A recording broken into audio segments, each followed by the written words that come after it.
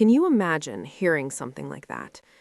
Those were the final words my father ever spoke to me that night, right before he forced me outside into an October downpour and slammed the door shut behind me. Get out. I don't want a sick daughter in my house. I was 15. No jacket, no phone, no cash. Just a school backpack with an algebra worksheet inside and rain already seeping through my canvas sneakers. 3 hours later, the police would call him, and the moment he heard what they told him, every ounce of color drained from his face. But by then, the damage was already done. My name is Sherry Walls. I'm 28 now, sitting in my Boston apartment, watching rain streak slowly down the glass. There's an envelope on my kitchen table, cheap nursing home stationery, the handwriting unsteady, almost trembling. After 13 years of silence, my father wants to see me. He says he's dying. He says he's sorry. Rain has a way of dragging the past back to the surface. October 14th, 2011. I remember walking home from school like it was any ordinary Tuesday. Backpack slung over one shoulder, my head still buzzing from the algebra test I'd just crushed. I was thinking about dinner, homework, and a band poster I wanted to buy with my birthday money. Normal teenage thoughts. Nothing dramatic, nothing heavy. I had no idea that in less than 2 hours, I'd be walking alone through a freezing storm, wondering if I would even make it through the night. The second I stepped inside the house, I felt it. Something was off. My father was standing in the living room, rigid, barely holding himself together. His face was red and blotchy, like raw meat. His hands shook violently. In one fist, he clutched a thick roll of cash, in the other, several empty pill bottles. Behind him stood my sister, Karen. She was 19, 4 years older, and she wore the perfect expression, worried, hurt, heartbroken, the devoted older sister who just uncovered something awful about her little sibling. But I saw her eyes. There was a flash there she didn't manage to hide, a spark of satisfaction. Our stepmother, Jolene, lingered in the kitchen doorway, arms folded tight, lips pressed together, silent. That was her specialty, standing quietly while everything burned. I didn't even get the chance to put my bag down. My father exploded. He screamed like I'd set the house on fire, accused me of stealing money from his wallet for months, claimed I'd been buying drugs, hiding them in my room, said Karen had discovered everything, cash stuffed into my dresser, pill bottles tucked in my closet, text messages proving I was dealing with drug suppliers.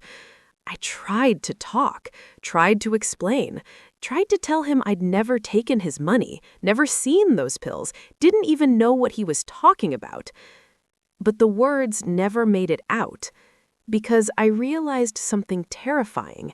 He wasn't listening. His decision had already been made.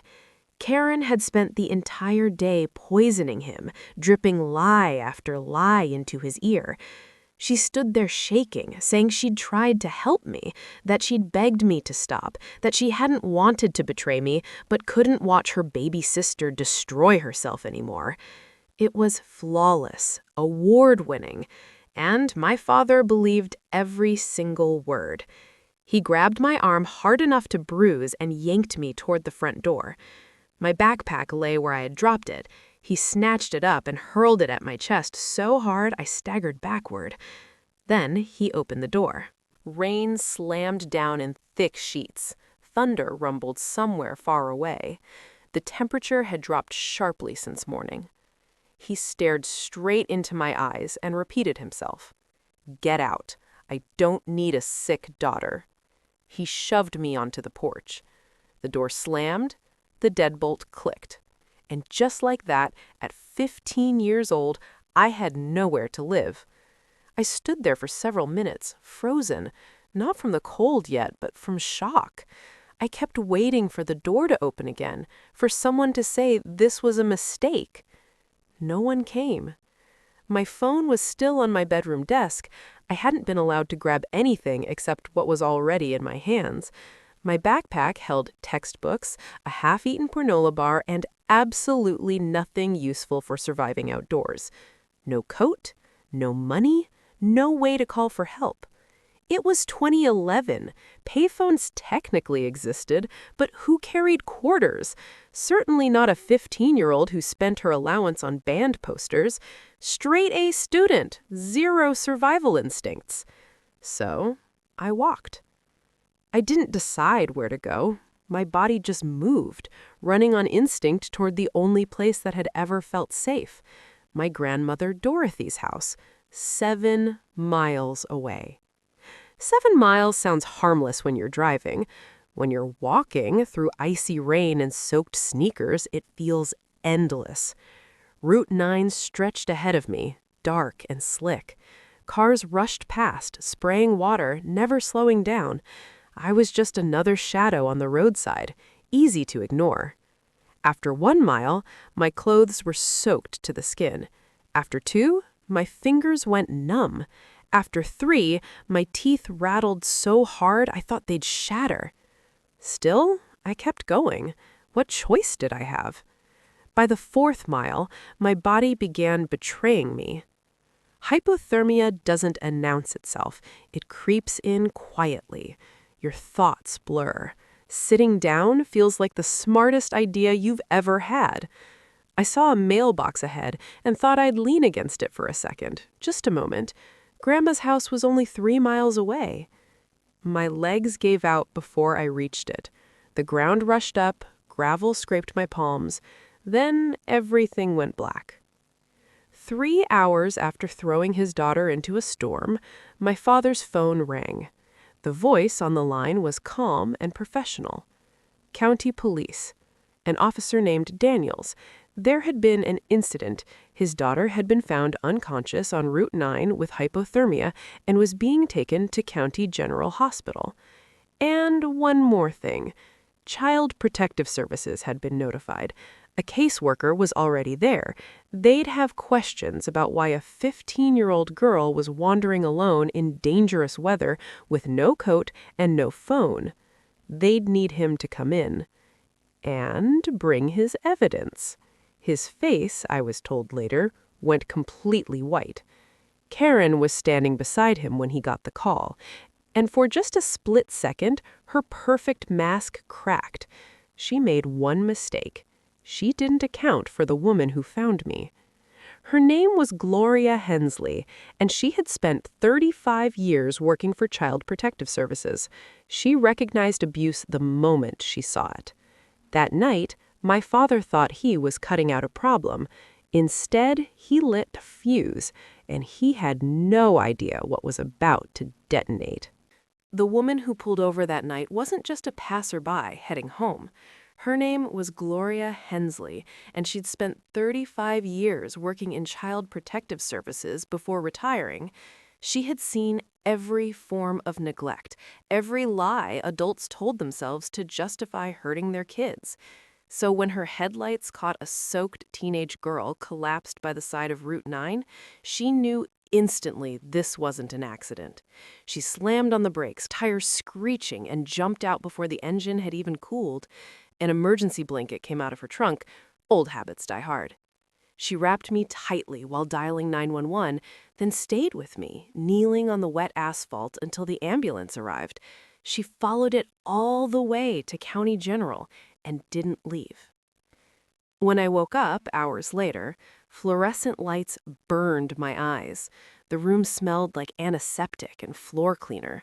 A stiff hospital blanket was tucked around me like I was fragile, like I mattered. I hadn't felt that way in years. Gloria was sitting beside my bed. Silver hair pulled into a neat bun, reading glasses perched low on her nose, a paperback resting closed in her lap. She looked like someone's grandmother, the kind who baked cookies and carried tissues in her purse. But her eyes were sharp, observant, taking everything in. She handed me a cup of coffee when I stirred. Hospital coffee. Hot, bitter, awful. "This is terrible," she said calmly, but it's warm." I laughed, actually laughed, and she smiled back, the kind of smile that told me she understood more than I'd said out loud. "There you are," she said softly.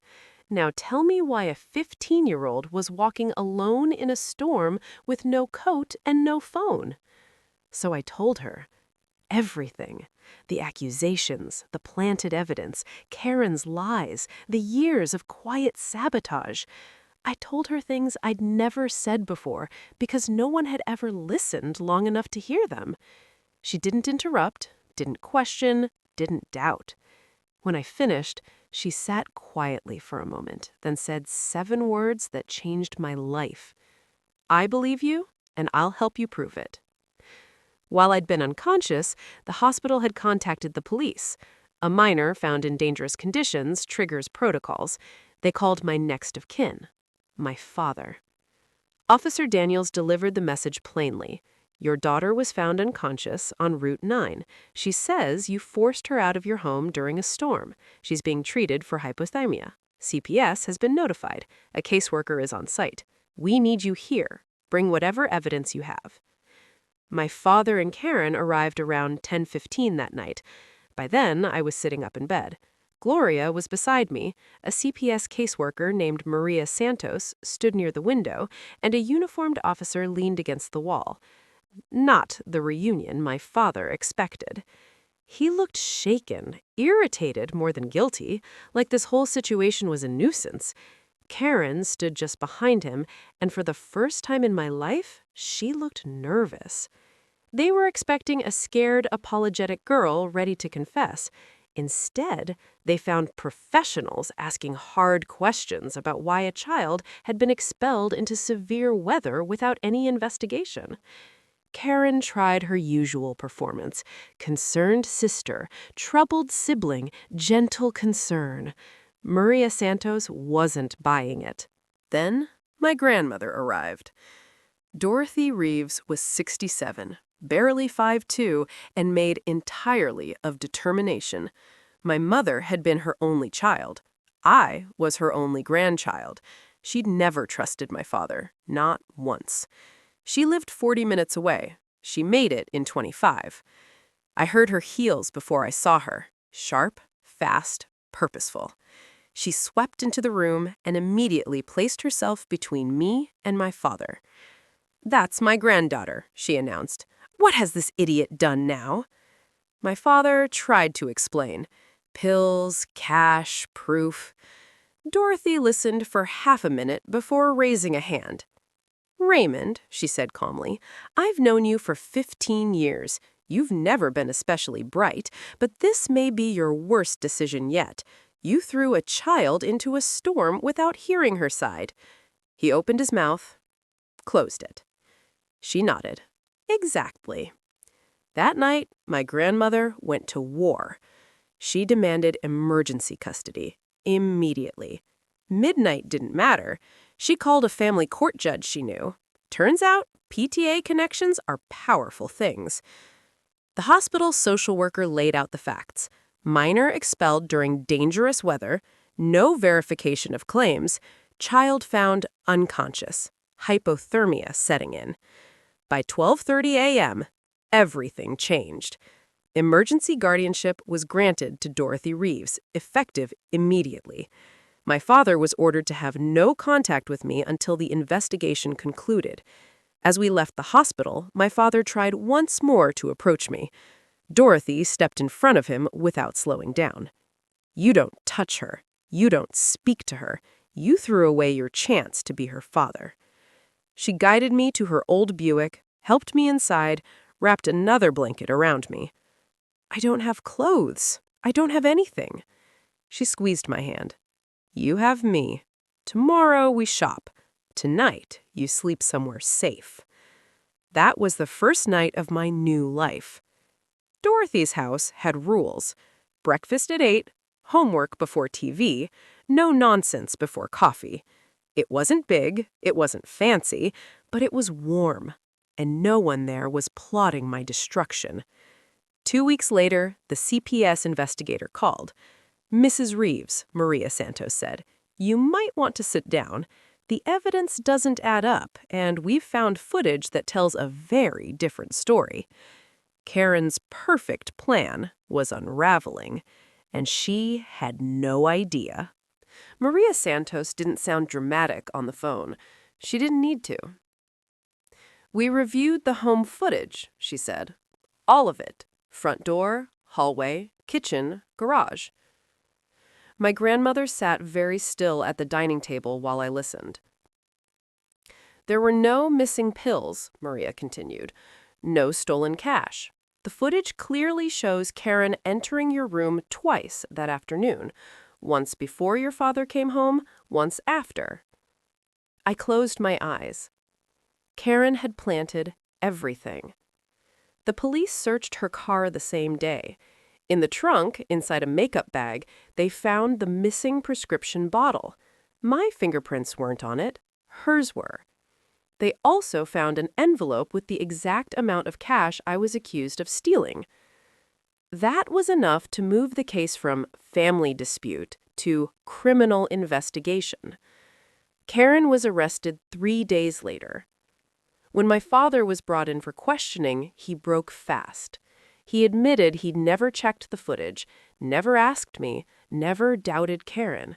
He said he thought removing me from the situation would calm things down.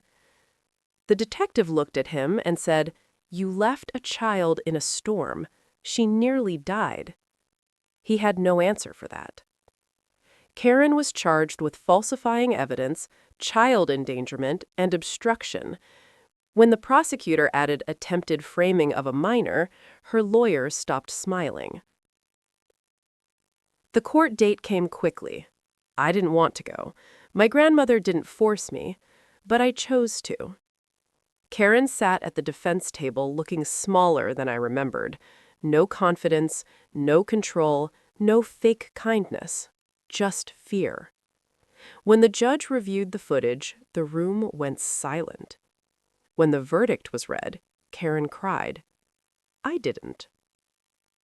She was sentenced to prison time, followed by a permanent restraining order. She would never legally be allowed near me again. Then came my father's turn. The judge didn't yell. That was worse. "You failed in your duty as a parent," she said. "This court finds that continued custody would pose a risk." My father lost all parental rights that day. No appeals, no delays. Just finality. Outside the courthouse, reporters asked questions. My grandmother shielded me without hesitation. "She's done answering for adults' mistakes. Now she gets to live." And I did. I finished high school from my grandmother's house. I slept without fear. I laughed more. I breathed easier. The weight I'd carried for years slowly lifted. On my 18th birthday, a letter arrived. My father's handwriting. I didn't open it for 3 days. When I finally did, it was short. "I failed you. I believed the wrong person. I understand if you never forgive me." I folded it once and put it away. Forgiveness is optional. Peace is not. Today, I'm older, stronger, safe.